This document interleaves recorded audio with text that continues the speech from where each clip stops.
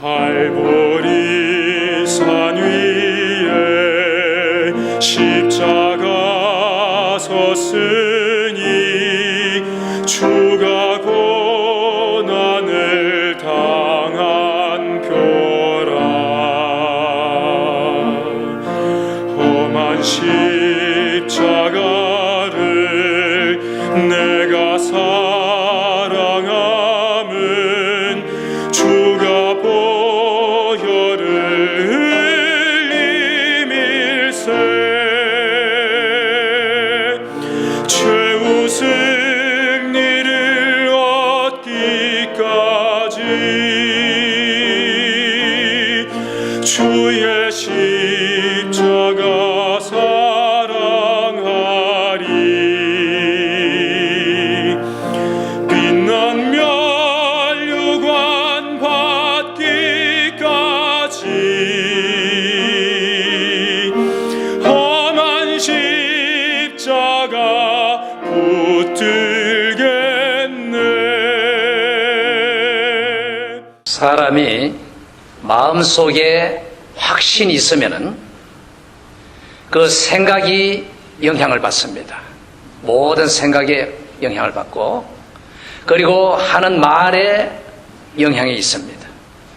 그리고 행동에 영향이 갑니다. 그리고 삶이 달라지는 것입니다. 이 사람이 마음에 변화가 있으면은 그것이 밖으로 이렇게 다 영향을 끼치고 나타납니다.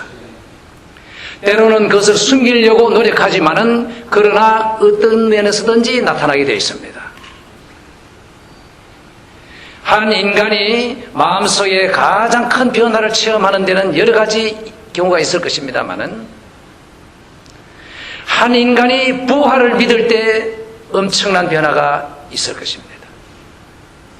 예수 그리스도가 죽었다 다시 살았다. 그것은 단지 전설이 아니라 확실한 사실이다 하고 확실히 믿을 때는 그 사람의 여러 면에서 엄청난 변화가 일어날 것입니다. 그리고 예수님이 다시 살았고 나도 산다 하는 확신이 있을 때는 그 사람은 막을 아무것도 없을 것입니다.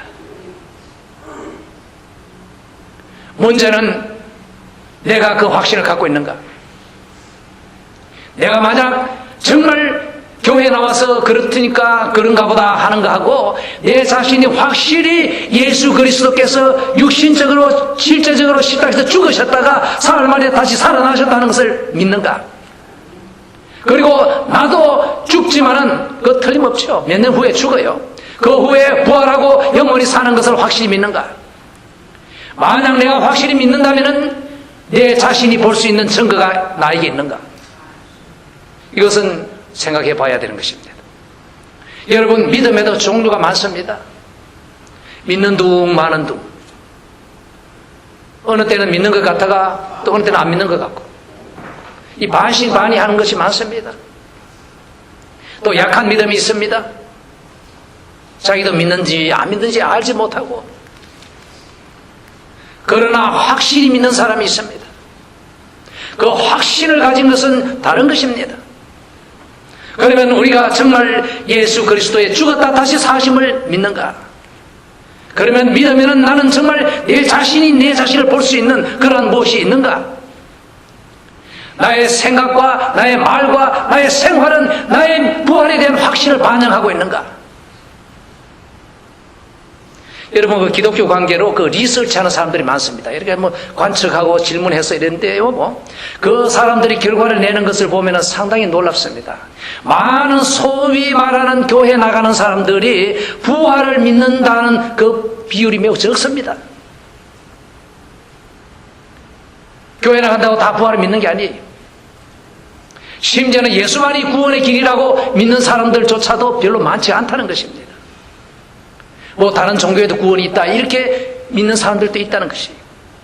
심지어는 목사들도 목회자들도 설교를 하지만은 정말 개인적으로 솔직히 말해서 부활을 믿는가? 다 믿지 않는다는 것입니다. 그러면 다른 사람은 그렇고, 여기 계신 여러분, 또 오늘 제 말씀을 듣는 여러분은 어떻습니까? 여러분 정말 부활을 믿습니까? 믿으면 여러분의 말과 행동과 생활에서 그 무엇을 볼 수 있습니까? 이제 오늘 우리는 이러한 내 자신에게 가장 중요한 이 질문을 하면서 확인하면서 정말 이 부활에 대한 새로운 우리의 자세를 정립하고 능력 있는 신앙생활을 하기를 원하는 것입니다. 먼저 성경에 나타난 그 부활 때문에 달라진 사람들의 모습을 우리 같이 잠깐 생각해 봅시다. 과연 예수님의 부활에 대한 확신은 사람을 어떻게 달라지게 했는가? 그 부활을 믿기 전에는 어떤 사람이었으며 그 후에는 어떤 사람으로 변했는가? 이것을 보자는 것입니다. 먼저 예수님의 12사도를 봅시다. 물론 그 중에 배신자 가룟 유다는 아예 낙제세입니다. 예수님이 가장 싫어하는 사람이 어떤 사람이겠습니까? 그럼 배신자입니다. 그래서 12 중에 하나를 끼워 놓으신 것입니다. 하나의 샘플로, 견본으로 끼워 놓으신 것이에요. 예수를 가까이 모시는 사람 중에도 이런 배신자가 있을 수 있다는 것을 보게 하시는 것입니다. 그러나 나머지 11 제자들은 어떻게 했는가? 그리고 사도 바울은 어떻게 했는가? 우선 11 제자들을 제가 생각해 보면 이랬을 것 같습니다. 그들은 예수님을 따라다니면서 많은 것을 배웠습니다. 봤습니다. 기적도 봤습니다. 그러나 예수님이 자신의 십자가의 죽음과 부활을 얘기할 때 뭔가 도무지 감이 가지 않았습니다. 뭐가 뭔지 몰랐어요. 뭐 이상한 소리 하네. 그리고 예수님이 잡히실 때 그들은 다 흩어졌습니다. 도망쳤습니다. 예수님이 십자가에서 죽으실 때 거기에 사도 요한이 있었던 것은 우리가 알지만은 그 외에 몇몇 여인들이 있었지 남자들은 다 어디 갔습니까? 다 도망가 있었어요. 숨어 있고. 그 부근에 어딘가. 이런 남자들 큰 소리 칠 거 없어요. 이러한 제자들이 예수님이 죽었을 때 아마 얼마나 낙심하고 정말 갈피를 잡지 못했을 것입니까? 이제 그러한 사람들 앞에 예수님께서 오셨습니다. 부활하신 몸을 보여주시고 만져봐라. 확실히 보여주셨어요. 여러 번 나타나셨습니다. 그들은 기뻤습니다. 그런데 어떻게 됐습니까? Nothing happened. 보기는 봤지만은 뭐 그 후에 뭐 어떻게 갈릴리에 고기 잡으러 가겠다고 하고 뭐. 그런데 오순절 성령이 내려왔습니다. 그 성령 충만을 받은 그들은 예수님의 부활에 대한 확신과 성령의 충만을 받았을 때는 그들은 엄청나게 달라지게 된 것입니다.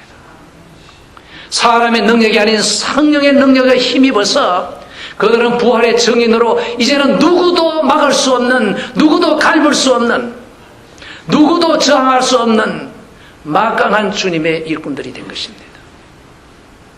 그래서 그들은 전 삶을 완전히 예수 그리스도의 복음을 전하는 데 바쳤습니다.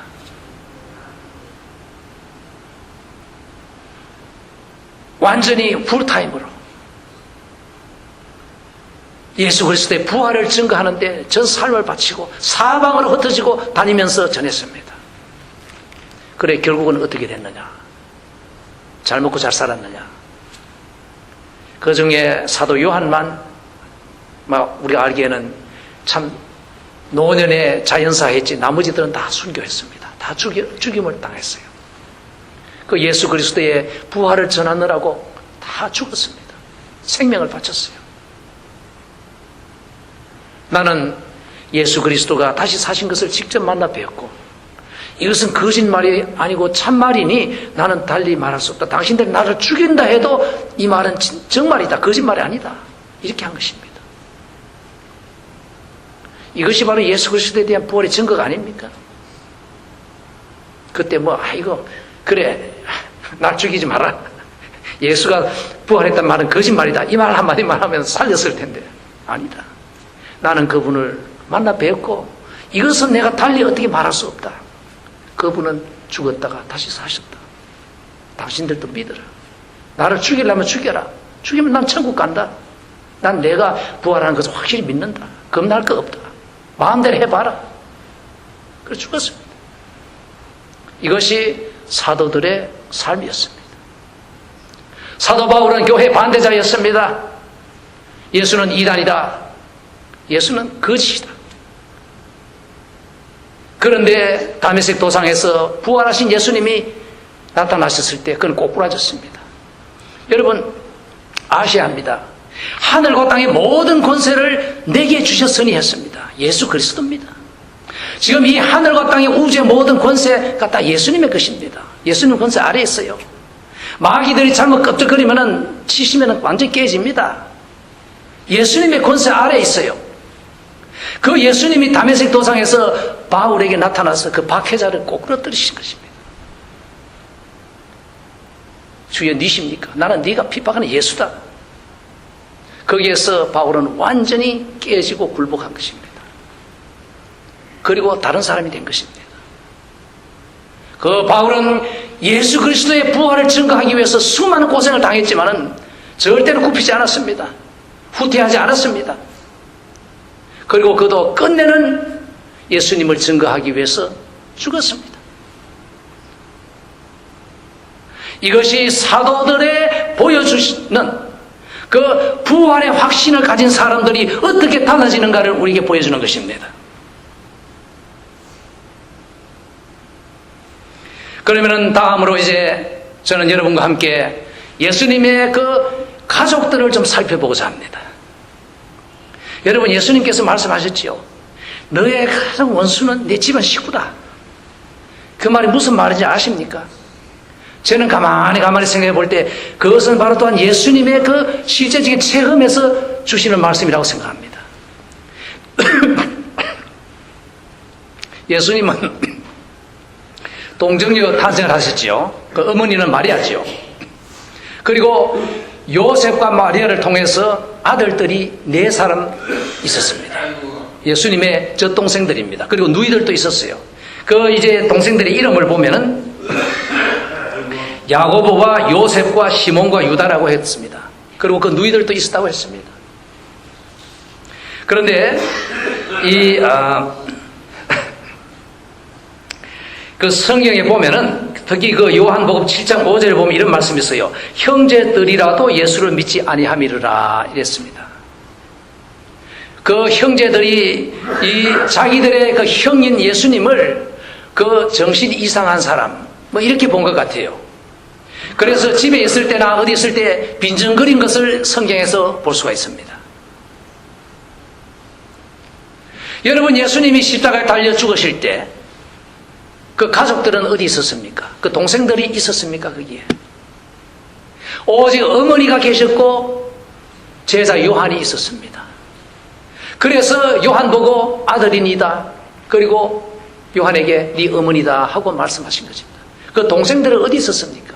형이 죽어가는데 거기에 있어야 할 가족들이 없는 것입니다. 거기에서 우리가 볼 수 있습니다. 얼마나 예수님께서 동생들로부터 마음에 아픔을 당했는가. 저는 그것을 볼 수 있습니다.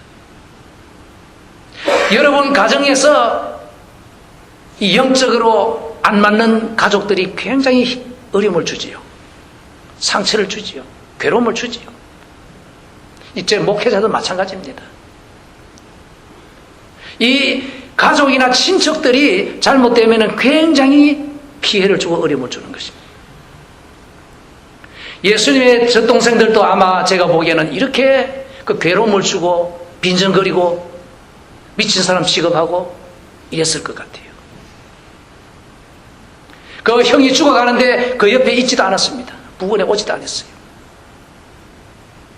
그 어머니가 찢어지는 가슴을 안고 그 슬픔을 겪고 있을 때 그 옆에 그 자식들이 있지도 않았습니다. 그러한 그들이 어떻게 됐습니까? 다시 부활하신 그 예수님이 야고보에게 나타났을 때 그 야고보는 달라졌습니다. 성천하시는 그 예수님을 배웠고 그들은 형님 이상 구세주인 것을 알았습니다. 이 야고보는 예루살렘 교회의 지도자가 됩니다. 그 교부들의 글을 제가 좀 봤는데요. 이 야고보가 하도 예수님과 모습이나 말이나 거동이 비슷해가지고 사람들이 그를 그렇게 좋아했답니다. 주님을 보는 것 같아가지고. 이 야고보가 주님을 섬겼습니다. 유다도 주의 종이 되었습니다. 유다서를 썼습니다. 이 야고보는 예루살렘 교회의 지도자로서 섬기다가 잡혀서 순교했습니다. 죽임을 당했습니다. 비참하게 죽였다고 했습니다. 이렇게 달라졌습니다. 주님의 젖동생들도 이렇게 사람이 부활의 확신을 가지고 달라진 것을 우리가 볼 수가 있습니다. 또한 우리 초대교우들도 마찬가지입니다. 그 예수님이 500여 명 되는 사람들에게 동시에 나타나셨다고 바울이 기록했죠. 많은 사람들이 예수님을 보았습니다. 또 우리가 세계 역사를 보면은 로마 시대의 그 심한 박해 가운데 얼마나 많은 초대 기독교인들이 순교했는 것을 우리가 볼 수 있습니다. 짐승에게 던져 잡아먹히고 불에 태워 죽이고 목을 자르고 온갖 엄청난 그 박해를 했습니다. 그래도 그들은 다 이겼습니다. 왜? 부활에 대한 확신을 가졌기 때문에. 여기에 대해서 우리 그 히브리서 11장 35절에서 40절을 보면 참 얼마나 성도들이 그 심한 그 박해를 이겨나간 것을 잠깐 볼 수가 있습니다.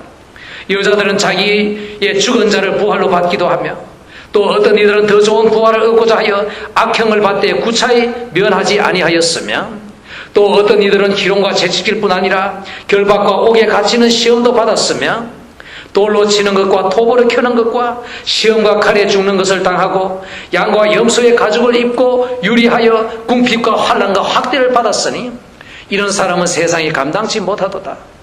저희가 광야와 산중과 암혈과 토굴에 유리하였느니라.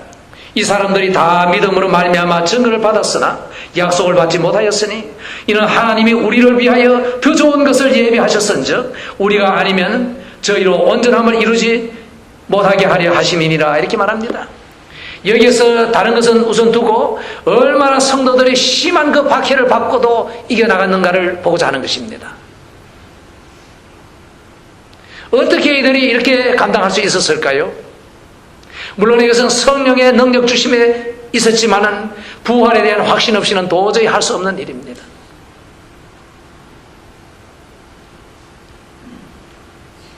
사실 이 기독교는 이렇게 예수님으로부터 그리고 그의 제자들 그리고 오늘날에 이르기까지 그 수많은 사람들의 그 피로 장식되어 있는 기독교입니다.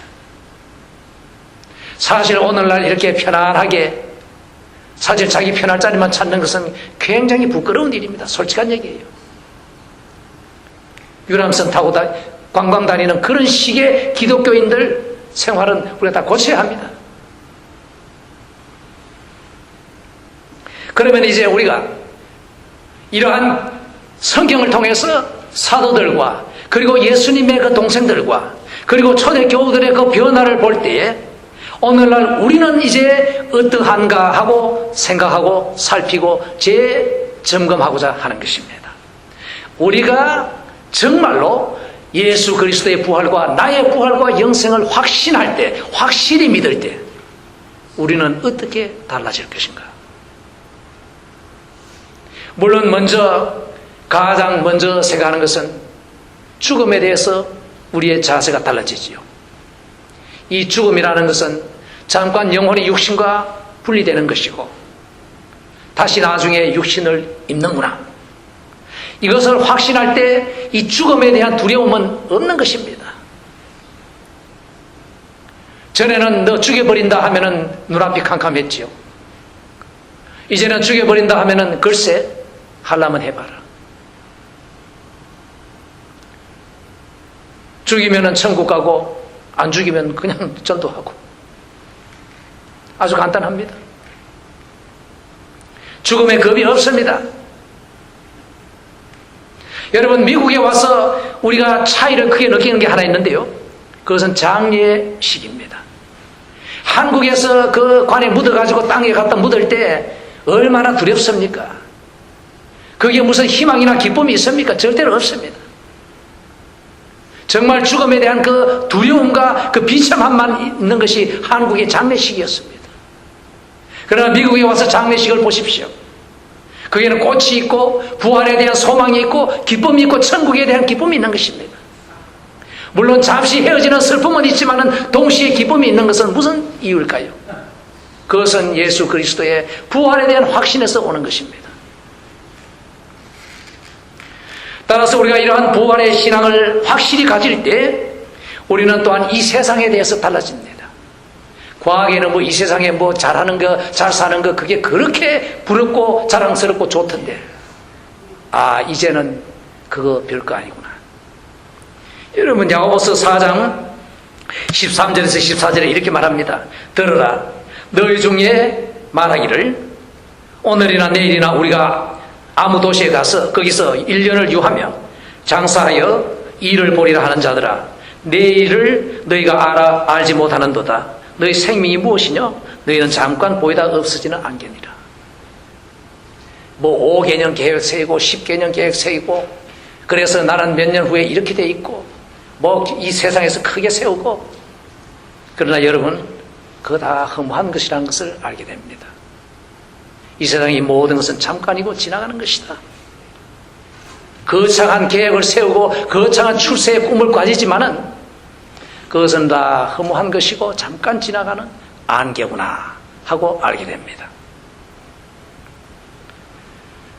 그러나 동시에 참된 소망을 이제 가지게 되는 것이에요. 부활에 대한 확신을 가지면은 이제는 참된 가치 있는 소망을 가지게 됩니다.